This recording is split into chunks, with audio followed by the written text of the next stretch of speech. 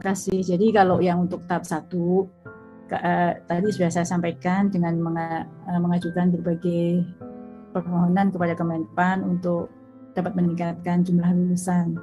Nah, tentu untuk yang seleksi tahap 2 yang kita lakukan ya sebenarnya masih yang bisa kita lakukan terkait dengan pelaksanaan itu selalu mengacu pada Permen PAN RB nomor 21 ya Mbak ya. Namun kami juga menghimbau untuk bagi yang sudah lulus, yang belum lulus, yang akan ikut ujian tahap 2 dan tahap 3 itu terus belajar, meningkatkan diri. Ada guru belajar berbagi di situ, seleksi ASN P3K, tentu yang sering masuk ke kami itu kan kok nggak sama, sebenarnya itu adalah konsepnya. Jadi pengembangannya kepada guru-guru silahkan mengembangkannya. Jadi tidak ada yang namanya bocoran soal. Kalau misalnya mau sama persis itu namanya kan bocor ya. Tetapi kita memberikan guidance-nya yang ada di dalam laman itu, pengembangan konsep-konsep besarnya, pengembangannya ada kepada Bapak Ibu guru sendiri. Jadi tetap mempersiapkan diri dengan belajar sebaik-baiknya. Kan sudah tahu ya pola soalnya seperti apa di ujian 1. Nah, kira-kira seperti itu juga yang akan teman-teman guru dapatkan di ujian kedua. Sedangkan afirmasi atau penyesuaian NAB itu sudah selesai di tahap 1 dan itu yang akan kita lakukan juga agar bisa menjaring lebih banyak lagi peserta yang lulus di tahap berikutnya. Seperti itu. Baik, terima kasih Bu Nunu.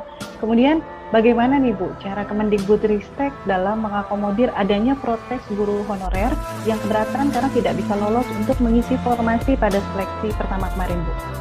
Ya, terima kasih Mbak. Jadi semuanya itu sebenarnya kembali kepada aturan yang sudah ditetapkan. Jadi misalnya ya saya contohkan ada guru yang sudah lolos passing grade, kemudian dia tidak bisa diangkat. Ternyata setelah kita cek, memang di situ ada misalnya 2 formasi, sementara gurunya ada 5 atau 6 yang memperebutkan formasi yang sama. Otomatis meskipun mereka semua lulus passing grade, tetapi karena yang formasi yang diperebutkan itu 2, pasti ada 3 yang tidak lulus. Itu contohnya. Jadi sebenarnya kembali saya sampaikan bahwa kita berusaha semaksimal mungkin menaati aturan yang ada. Dan kami yakin dan percaya bahwa aturan itu tidak bisa memuaskan semua pihak. Nah, pada saat kemarin ya, setelah setiap ujian itu ada mekanisme sanggah. Sanggah itu bagi yang tidak puas atau merasa rugi-rugikan untuk dirinya sendiri ya, bukan menyanggah orang lain. Misalnya, seharusnya saya dapat afirmasi, kenapa nilai saya tidak dapat afirmasi? Seharusnya karena umur saya sekian, kenapa saya tidak dapat afirmasi? Itu menyanggah untuk diri sendiri, bukan menyanggah untuk orang lain. Misalnya harus kok dia lulus, saya kok tidak, berarti menyanggah untuk orang lain. Jadi yang sudah untuk dia itu tidak bisa dalam sanggah. Jadi untuk menghindari ketidakpuasan itu bagi yang tidak puas di hasil ujian bisa mengajukan sanggah dan kami akan menjawab sanggah. Jika belum tidak segera ingin mendapat jawabannya, kami sudah menyiapkan layanan helpdesk, yang mana layanan helpdesk itu bisa telepon langsung ke nomor yang sudah disediakan di call center kami di nomor 1-500-997 pukul pagi 7 pagi sampai 23. Jika ada yang mungkin ditanyakan, saya tidak sempat menjawab, kemudian mungkin WA ke siapa tidak sempat menjawab, atau juga bisa melalui Telegram yang sudah tersedia dan juga bisa melalui portal bantuan di kontak di guru ppk.kemendikbud.go.id. Jadi kami akan sebenarnya kami itu inginnya memang semua guru yang melewati passing grade itu terangkat.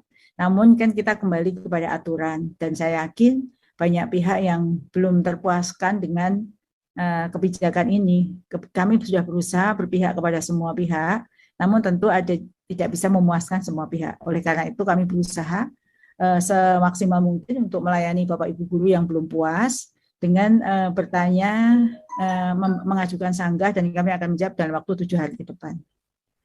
Baik, terima kasih Bu Nunu. Nampaknya memang sudah banyak sekali ya langkah yang diambil Kemendikbudristek untuk tes seleksi guru honorer ini ya Bu ya. Ya. Terima kasih Bu. Berikutnya, nah, di sini sudah banyak sekali pertanyaan yang masuk ke kami, namun ada 3 pertanyaan terpilih dari peserta webinar. Baik, kalau gitu langsung kami bacakan pertanyaannya. Pertama, pertama dari Rion Frianda, untuk Ibu Nunu. Mohon informasi apakah di tahap 2 nanti masih memprioritaskan guru induk atau kembali melihat skor perolehan nilai yang tertinggi, karena memang banyak sekali informasi yang beredar. Mohon informasinya Ibu Nunu. Silakan Bu Nunu, mungkin bisa ditanggapi dulu pertanyaan pertama. Ya, baik Bu Rion, terima kasih untuk pertanyaannya. Ini pertanyaan banyak sekali mampir di akun Instagram pribadi saya. Jadi afirmasi untuk sekolah induk itu hanya kita berikan di ujian tahap 1. Ya, ujian tahap 1 itu khususon ya, kita khususkan untuk guru-guru di sekolah negeri.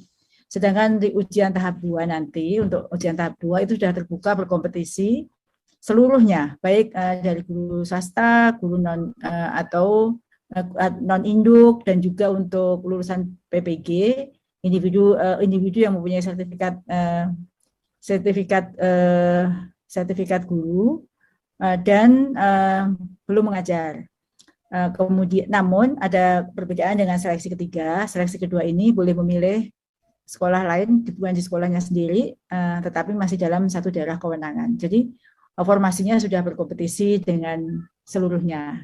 Jadi kita melihat nilai tertinggi sebagaimana yang ada di dalam Permenpan. Seperti itu, Mbak.